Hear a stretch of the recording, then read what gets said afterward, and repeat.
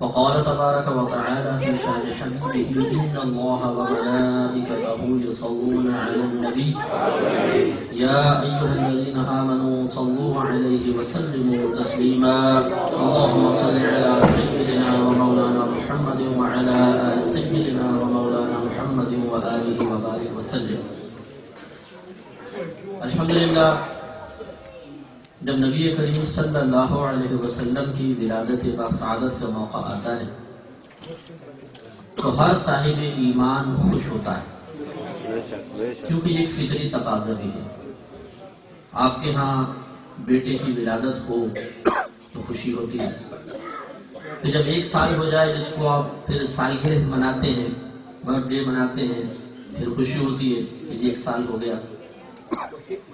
تو جب اپنے بیٹے کی محبت فطری لحاظ سے خوشی کے اظہار کا تقاضا کرتی ہے تو وہ نبی کہ جس کے قدموں پر ہمارے ماں باپ ہماری اولاد قربان، جب اس کی ولادت ہو، اس کی ولادت کا موقع آئے تو کس قدر فطری خوشی محسوس ہونی چاہیے. تو جو ان دنوں میں واقعی اپنے باطن میں غیر ارادی طور پر غیر اختیاری طور پہ محبت کو محسوس کرے تو یقیناً وہ اپنے نبی کریم صلی اللہ علیہ وسلم سے ایک حقیقی محبت رکھنے والا ہے. اور جو محسوس نہ کرے تو یہ تو نہیں کہا جائے گا کہ وہ کوئی منافق ہے، وہ واقعی محبت رسول رکھنے والا نہیں ہے، لیکن اتنا ضرور ہم کہیں گے کہ اسے وہ شعور حاصل نہیں ہوا جو ایمان کی کاملیت کی طرف لے کے جاتا ہے، ایمان کی کاملیت کی طرف رہنمائی کرتا ہے. اسے اپنے باطن کا علاج کرنا ہوگا. مفتی احمد خان نعیمی رحمت اللہ علیہ نے بالکل صحیح فرمایا کہ نثار تیری چہل پہل پر 1000 عید ربیع الاول سوائے ابلیس کے جہاں میں سبھی تو خوشیاں منا رہے ہیں. تو ابلیس چونکہ ہمارے نبی کریم صلی اللہ علیہ وسلم سے بہت بغض رکھتا ہے، کیونکہ اس نے اللہ سے معاذ اللہ اللہ کو چیلنج دیا تھا کہ میں تیرے بندوں کو بہکا کر جہنم میں لے کے جاؤں گا. تو اللہ تبارک و تعالیٰ نے بھی جواب ارشاد فرمایا کہ میرے مخلص بندوں پر تیرا کوئی داؤ نہیں چلے گا. معلوم یہ ہوا کہ جو غیر مخلص ہوگا وہی اس کے دامن تصویر میں پھنسے گا، باقی سب انشاءاللہ اپنے نبی کے جھنڈے تلے رہ کر جنت الفردوس میں اعلیٰ مقام پائیں گے. جب یہ ربیع الاول کا مہینہ آتا ہے مسلمان مختلف انداز سے خوشیاں مناتے ہیں.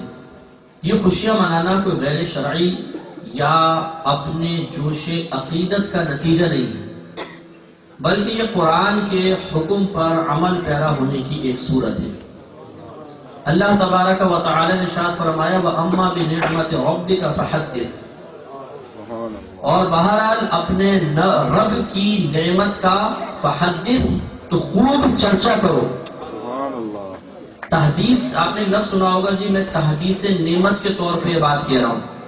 تحدیث معنی ہوتا ہے اظہار کرنا، کہ بعض اوقات اللہ تعالیٰ ایک نعمت عطا فرماتا ہے تو ہم چاہتے ہیں کہ اللہ تعالیٰ کی اس نعمت کے حصول کو لوگوں کے سامنے ظاہر کرے، تو ہم کہتے ہیں جی میں تحدیث نعمت کے طور پہ ظاہر کر رہا ہوں، بات بیان کر رہا ہوں. تو اللہ تعالیٰ نے ہمیں حکم دیا، فحدث امر کا صیغہ ہے، تو اپنے رب کی نعمت کا خوب چرچا کرو، یعنی اسے لوگوں کے سامنے ظاہر کرو.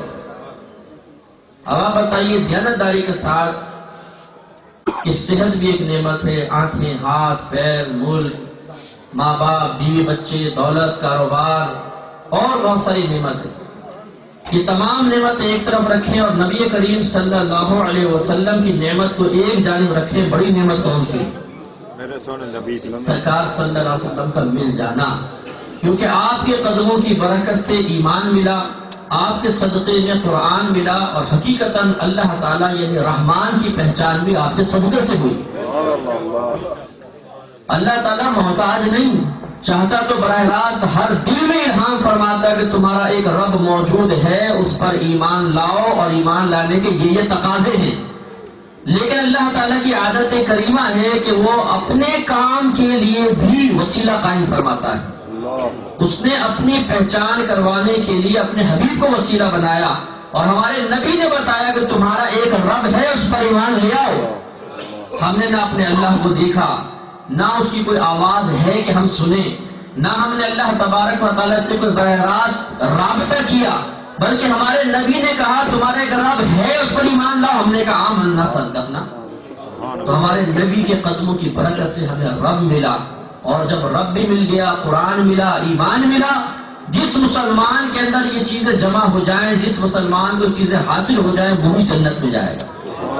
گویا کہ نبی کے قدموں کی برکت سے ہمیں جنت بھی حاصل ہو گئی. تو بتائیے اس سے بڑی نعمت اور کون سی ہوگی؟ اور اللہ تعالیٰ نے حکم فرمایا اس نعمت کا خوب چرچا کرو. لیکن یہاں کچھ وسوسے پیدا ہوتے ہیں کہ چلو جی نعمت کا چرچا کرنے کا حکم ہے، لیکن جس طریقے سے آپ کر رہے ہیں کہ ڈنڈیاں لگا دی، جلوس نکالے، نعت خوانیاں ہو رہی ہیں، کیا ایسا کبھی خود نبی کریم صلی اللہ علیہ وسلم نے کیا ہے؟ کیا صحابہ کرام نے ایسا کبھی کیا؟ اگر آپ کہتے ہیں کہ ایسا اجتماعی طور پہ اہتمام اس زمانے میں تو نظر نہیں آتا، تو پھر تم کیوں کرتے ہو؟ اس کا جواب بھی ذہن میں رکھیں. پہلی بات یہ ہے کہ کسی بھی حکم کے، کسی بھی معاملے کے ثبوت کے لیے 4 شرعی دلیلیں ہوتی ہیں: قرآن، سنت، اجماع اور قیاس. یعنی آپ اپنا کوئی چیز بیان کرنا چاہیں گے، ثابت کرنا چاہیں گے قرآن سے، سنت سے یعنی حدیث سے، یا علماء کا اجماع ہوگا، اور یا قیاس ہوتا ہے ایک چیز کو دیکھنا کہ بھی اس میں یہ حکم ادھر ہے، پہلے حکم ہے. جیسے اب ہیروئن پینا مثال کے طور پر، شراب حرام کی گئی، اس میں نشہ قلت تھا کہ نشے کی وجہ سے شراب حرام، تو یہ ہیروئن بھی حرام ہوگی اس لیے کہ اس میں بھی نشہ ہے. تو یہ 4 چیزیں ہوتی ہیں، 4 ماخذ آپ کہہ لیں یا دلائل جن سے آپ کے حکم ثابت کرتے ہیں.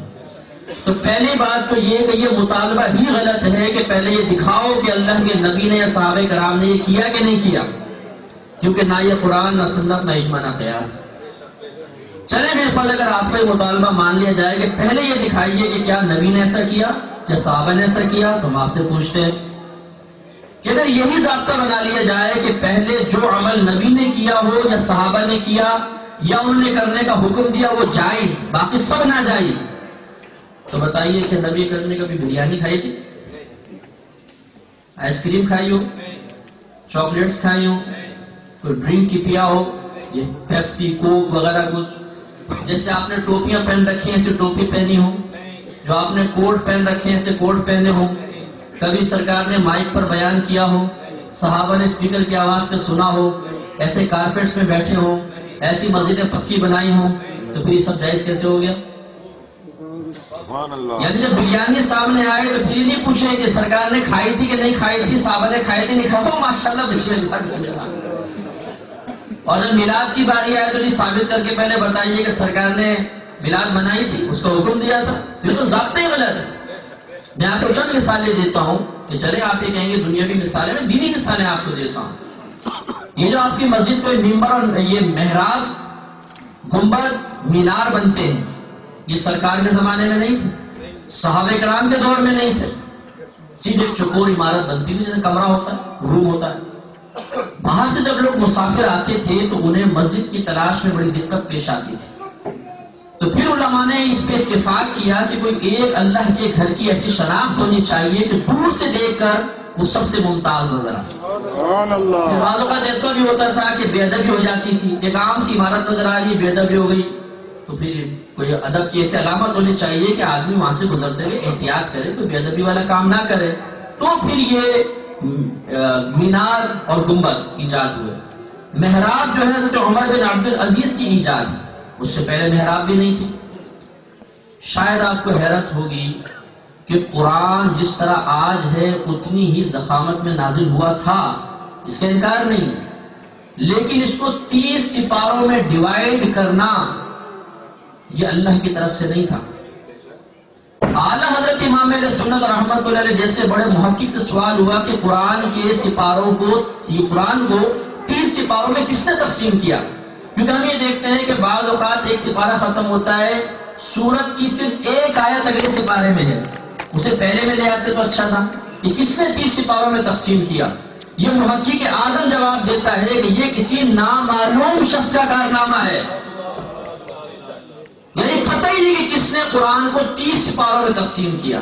سمجھیے گا، یہی 30 سپاروں کی مقدار نازل ہوئی تھی، لیکن اس کی ڈیوائڈنگ یہ کسی اور شخص نے کی ہے. یہی وجہ یاد